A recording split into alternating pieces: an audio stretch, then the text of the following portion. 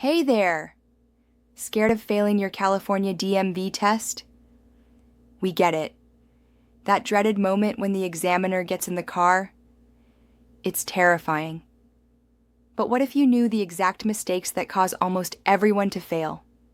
In this video, we're going to reveal the top reasons people get an automatic fail on both the written and behind-the-wheel exams. We'll show you what to avoid, step by step, and stick around to the very end. We'll reveal the #1 critical error that can disqualify you before you even leave the parking lot. Host walks toward a clean digital background with a simple DMV logo. Passing your DMV test in California is about more than just knowing the rules. It's about proving you're a safe, confident, and prepared driver.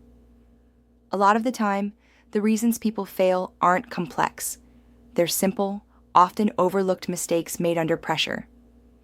We're going to walk through the most common pitfalls and arm you with the knowledge to ace your test on the first try. We'll break it down into 2 parts. First, the trickiest questions on the written knowledge test, and second, the critical errors that will get you an instant failure on the driving test. Let's get started. First up, the written knowledge test. This test covers traffic laws, road signs, and safe driving practices. But some questions are designed to trip you up. Let's discuss a few that catch people off guard. Mistake number 1, the BAC limit. Everyone knows the legal blood alcohol limit for drivers 21 and older is 0.08%. But what's the legal limit if you're under 21? If you said 0.08%, you're wrong. The correct answer is 0.01%. Any detectable alcohol is illegal. It's California's zero tolerance policy. Mythbuster. And while we're on the topic, a common myth is that things like coffee or fresh air will sober you up. That's false. Only time can reduce your blood alcohol level. Mistake number 2, parking on a hill. This one feels counterintuitive. When parking downhill, you turn your wheels into the curb. But when you're parking uphill, you turn your wheels away from the curb. The reason is simple. If your brakes fail, your car will roll into the curb, not into traffic. Mistake number 3, when to use headlights. The trick answer is all the time. But the official rule is to use your headlights from 30 minutes after sunset until 30 minutes before sunrise. You also need to use your low beam headlights in foggy conditions or heavy smoke. And remember this rule. California's basic speed law says you should never drive faster than is safe for current conditions, no matter what the posted speed limit is.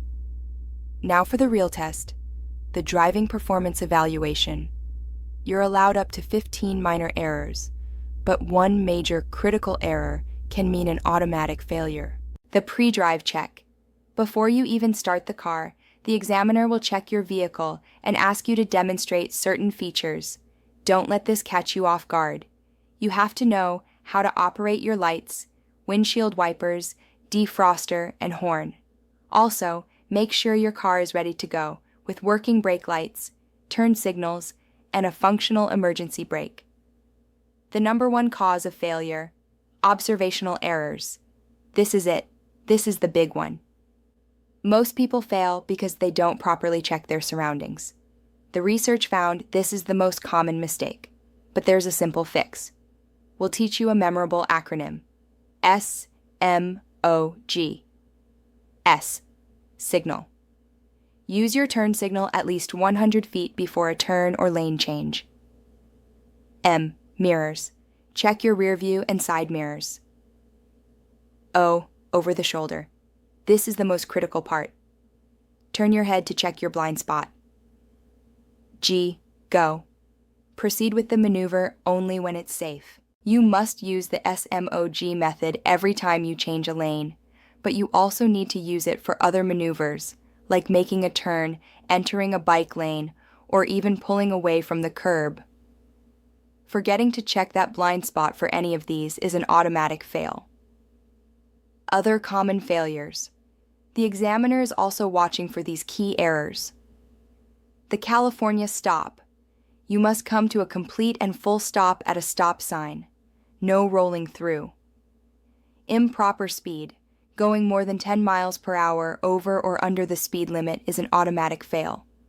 Driving too slowly can be just as dangerous as speeding.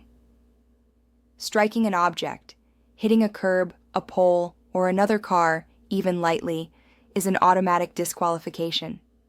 Two of the most feared maneuvers are parallel parking and straight-line backing. Don't worry, they're simple when you break them down. Parallel parking. First, find a space at least 3 feet longer than your car. Pull up alongside the car in front, leaving about 2 feet of space.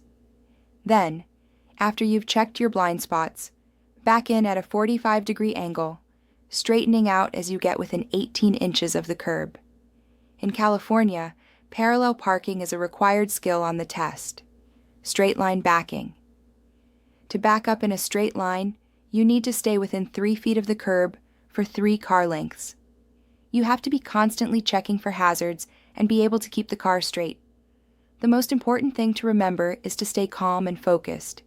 Your examiner isn't trying to trick you. They just want to see that you're a safe driver. A great tip is to practice driving in the area around your specific DMV test location.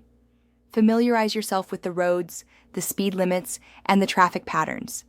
In Los Angeles, for example, you'll want to get comfortable on busy roads like South Broadway and West Jefferson Boulevard. Wherever you are, practice driving around that DMV location. So, there you have it. The blueprint to passing your DMV test the first time is on DMVtestmaster.com. Try it for free. Be smart. Don't join the 50% who fail on the first try club. The right preparation can turn that nervous energy into calm, confident execution. If you found this video helpful, give it a like and subscribe for more content, and please share. Master the test and conquer the road with DMVtestmaster.com. See you on the road and drive safe.